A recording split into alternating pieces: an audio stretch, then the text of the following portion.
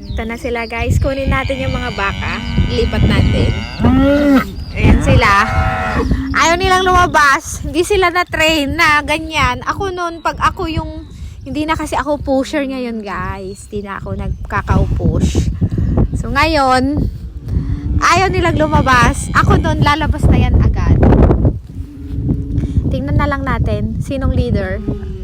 Girls, tara na! Kakain kayo dun, oh. Nagugutom na rin ako. Tara na! Girls, come on! Umulang kasi guys, kaya bigyan natin sila ng konting pagkain nila. Okay naman sila, pero yan sila guys. Itong aming mga autumn map.